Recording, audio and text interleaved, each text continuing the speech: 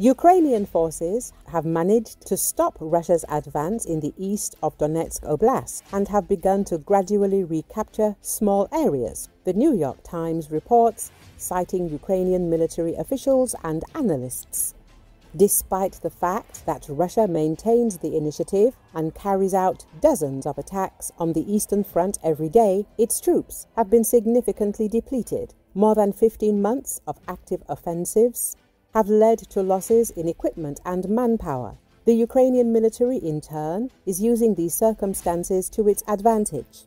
Russian offensive efforts in Donetsk have stalled in recent months due to bad weather, exhaustion of Russian troops, and Ukraine's effective adaptation to the way Russian forces fight, said Michael Kofman, a senior fellow at the Carnegie Endowment for International Peace in Washington.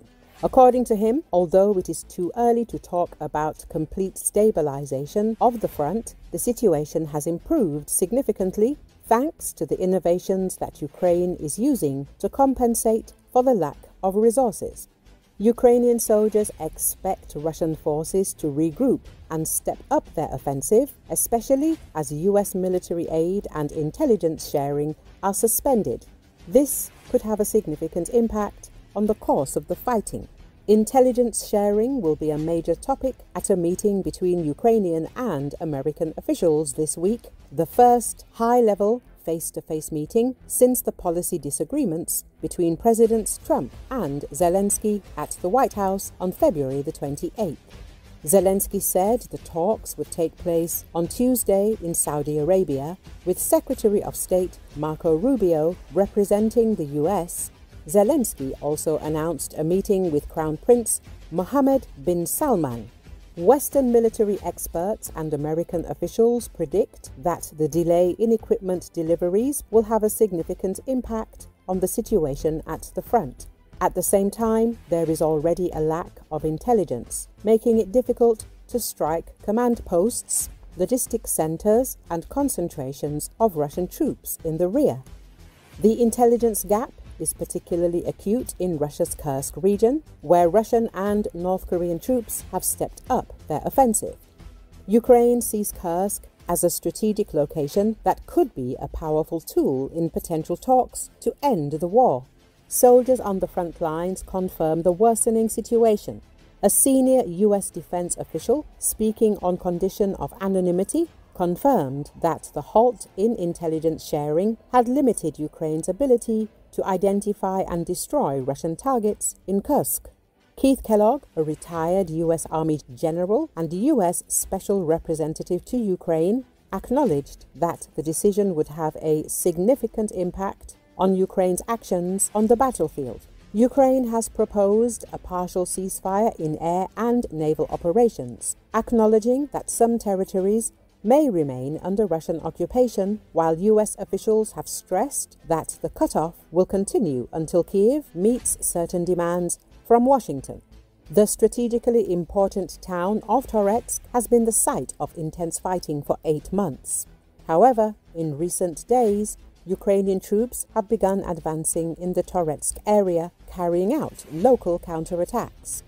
Russian forces entered the city in August 2024, when Ukrainian forces were under intense pressure on the Eastern Front.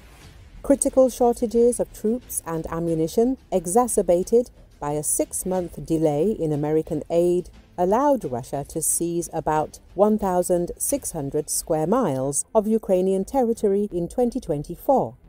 Despite this, Ukrainian troops inflict significant losses on the enemy thanks to the widespread use of drones, which help compensate for the lack of artillery. Lieutenant Nikolai, an officer of the 5th Airborne Assault Brigade of Ukraine, who has been fighting on the front line since 2022, noted, "We're still pretty much at the same level."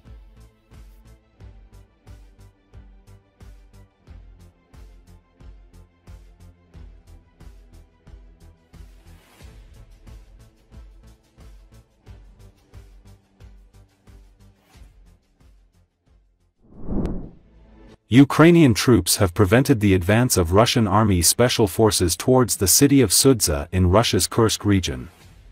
This was reported in the statement of the General Staff of Ukraine. moving along the gas pipeline at night to evade the attention of Ukrainian paratroopers occupying a position nearby. The sabotage group was intercepted by Ukrainian aerial reconnaissance. By morning, the invaders were destroyed by precise artillery strikes and the attack was prevented.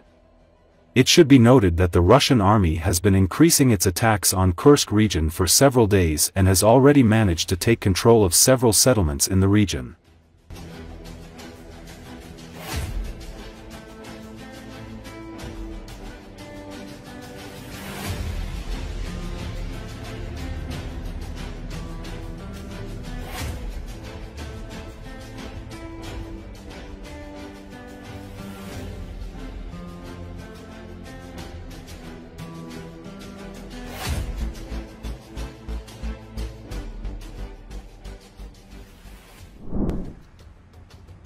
There is a rift in the team of the President of the United States Donald Trump. The head of the new Department of Efficiency, Elon Musk, has had a major row with Secretary of State Marco Rubio. The New York Times reported on the violent altercation. Rubio was furious. Sitting next to the President in the White House cabinet room, he was forced to listen to a continuous stream of attacks from the richest man in the world. Musk scolded him for the Secretary of State's failure to reduce his staff, the publication reported. According to him, the conflict between Rubio and Musk had been brewing for a long time. The Secretary of State had a grudge against the billionaire after he closed the Agency for International Development, which was controlled by the U.S. State Department. And at a cabinet meeting, Rubio, in the presence of Trump and about 20 other people, poured out all his grievances. He publicly accused the billionaire of lying. After that, the officials exchanged a portion of barbs. Throughout it all, the president sat back in his chair, arms crossed, as if watching a tennis match. But as the argument dragged on, Trump finally intervened. He sided with Rubio, saying he was doing a great job and was too busy. Trump urged them to work together, the New York Times writes. At the same time, the U.S. leader made it clear that he currently supports Musk's mission. Musk also had a conflict with U.S. Secretary of Transportation Sean Duffy. The latter made claims against the billionaire for trying to fire some of the dispatchers at American airports. The head of DOJ claimed that this was a lie and demanded to name the employees he allegedly fired.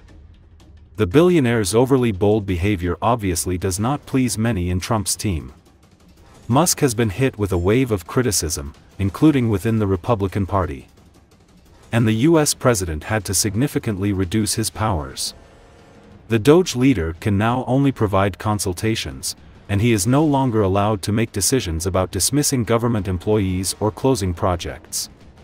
The New York Times notes that Trump's team is afraid of Musk, who wields great power thanks to his money and his social network X. White House Press Secretary Caroline Leavitt would neither confirm nor deny the scandals. She called the meeting wonderful and productive, and insisted that everyone is working as a team.